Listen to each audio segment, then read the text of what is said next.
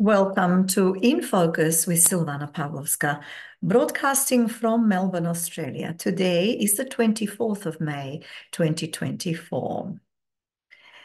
It's been a few days since our last recording of the PRESPA agreement as cultural genocide of the Macedonian national identity. Towards the termination of an illegal treaty, a scholarly publication by Professor Dr. IGOR JANNEV, an eminent expert on international law. And this publication came out at the end of 2023. So it is a recent publication. And we have already covered quite a lot of material contained in that publication. The last time we were able to be together with you was in relation to the Appendix 1, and the aim is to continue with Appendix 1, and in particular the next piece of information that we'll be focusing on is cooperation on the fields of education, science, culture, research, technology, health, and sports, which is Article 15 as part of, as I said, Appendix 1, which deals with the final agreement for the settlement of the differences as described in the United Nations Security Council Resolutions 817 from 1993 and 845 from 1993, the termination of the Interim Accord of 1995, and the establishment of a strategic partnership between the parties. And it is the preamble. So let's proceed now and talk about the cooperation on the fields of education, science, culture, research, technology, health, and sports, Article number 5. In the age of the new industrial revolution and second age of machines, the deepening of cooperation among states and societies is necessary now more than ever, in particular with respect to social activities, technologies, and culture, sense in furtherance thereof, both in a narrow and a broad term. 1. The parties shall develop and improve their scientific, technological, and technical cooperation, as well as their collaboration in the area of education. They shall intensify the exchanges of information and of scientific and technical documentation, and shall strive to improve mutual access to scientific and research institutions, archives, libraries, and similar institutions. The parties shall support initiatives by scientific and educational institutions, as well as by individuals aimed at improving cooperation and exchanges in the areas of sciences, technology, and education. 2. The parties shall encourage and support events as well as scientific and educational programs in which members of their scientific and academic communities shall participate. They shall encourage also and support the convening of bilateral and international conferences in these areas. Number 3, the parties attach great significance to the development of research into and the implementation of utilization of new technologies, including digital technology and nanotechnology, in a manner that is environmentally friendly and upgrades the skills, capacities, and overall well-being of their citizens. To that end, they shall develop the cooperation among their research centers, researchers, and academic institutional systems. The parties shall place specific emphasis on the development of cultural relations between the two states, their societies, and their social groups, having particular regard to the arts, dance, cinematography, music, and theatre. In this regard, particular importance shall be given to sports. Bilateral cooperation on the domain of health, including healthcare, shall be promoted. Police and civil protection cooperation, Article number 16.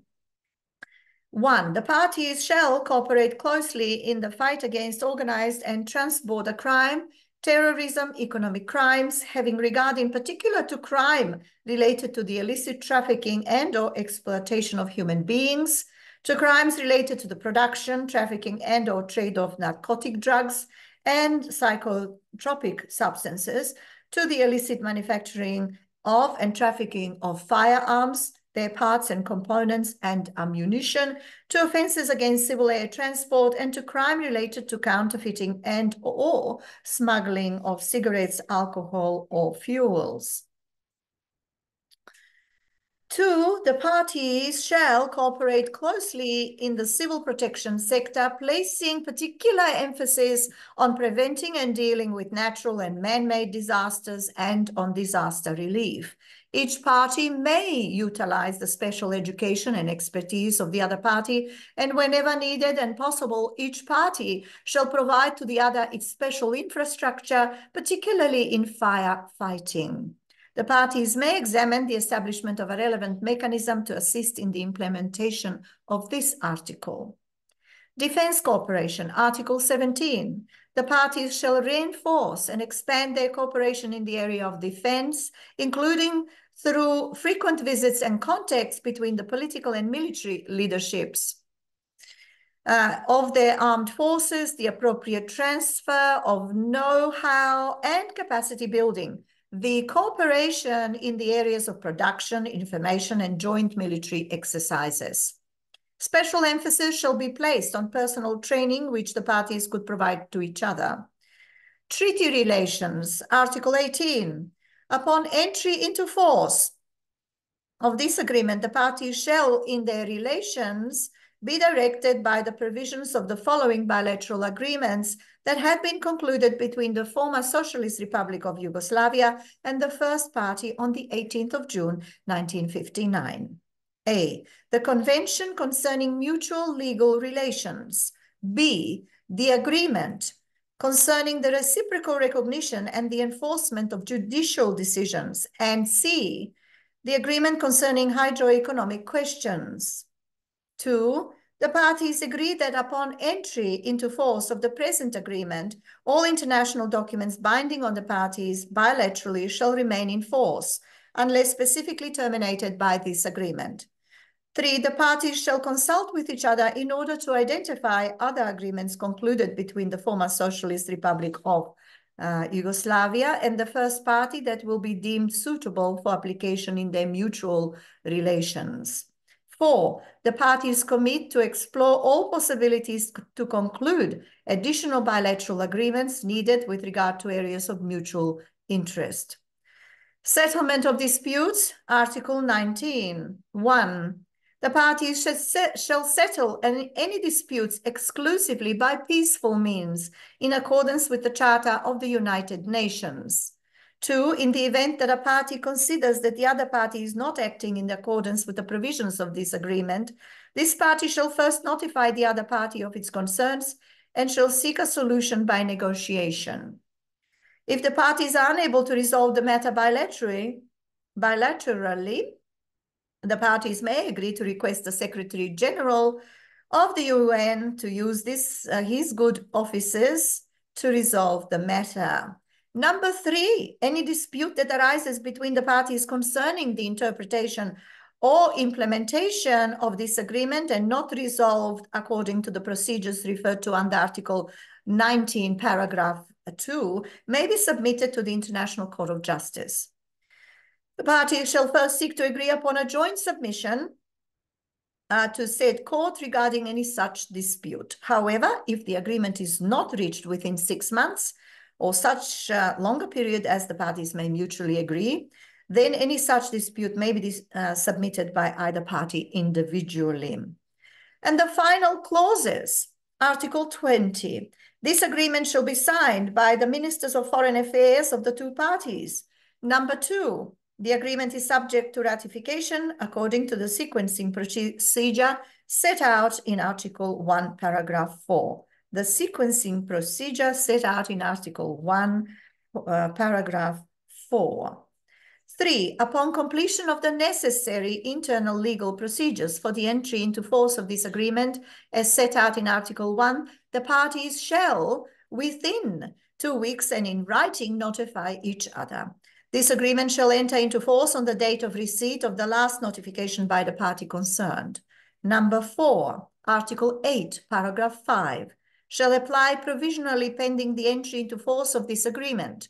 If this agreement does not enter into force, this agreement in its entirety and each of its provisions individually shall have no further effect or application, provisional or otherwise, and shall not bind either of the parties in any way.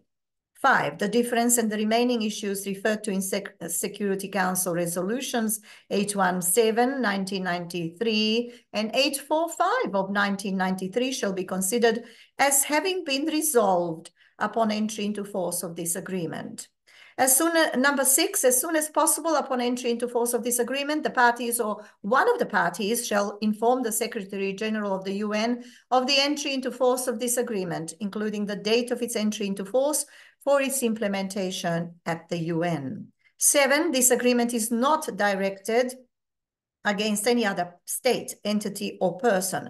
It does not infringe on the rights and duties resulting from bilateral and multilateral agreements already in force that the parties have concluded with other states or international organizations. 8, the first party shall apply this agreement in accordance with its obligations deriving from its membership in the European Union and its membership in other international, multilateral and regional institutions or organizations, as well as other international instruments. Similarly, the second party shall apply this agreement in accordance with its obligations deriving from its membership in international, multilateral, or regional institutions or organizations, including the EU, following its proposed accession thereto. Number 9, the provisions of this agreement shall remain in force for an indefinite period of time and are irrevocable. No modification of this agreement contained in Article 1, Paragraph 3 and Article 1, Paragraph 4 is permitted. 10, this agreement shall be registered with the Secretariat of the United Nations pursuant to Article 102 of the Charter of the United Nations as soon as it was entered into force. In witness thereof, the parties have, through their authorized representatives, signed 3 copies of this final agreement in the English language. So here we have it. This is the original document we are reading to you. It was in English, and we're reading it to you in English as it was written. However, in witness thereof, the parties have, through their authorized representatives, signed 3 copies of this final agreement in the English language. A representative of the first party, representative of the second party witnessed in accordance with the Security Council resolutions 817 and 845, both of them from 1993, by Matthew Nimitz. And that ends Appendix 1 of our scholarly publication by Professor Dr. Igor JANNEV, titled The PRESPA Agreement as Cultural Genocide of the Macedonian National Identity Towards the Termination of an Illegal Treaty. And next time I see you, we're going to tackle Appendix 2. There are a few appendices there and addendums, so we haven't quite finished, but we're getting there. I, Silvana Pavlovska, thank you. Silvana Pavlovska, that is. Thank you for listening to In Focus with Silvana Pavlovska, and look forward to seeing you very, very soon.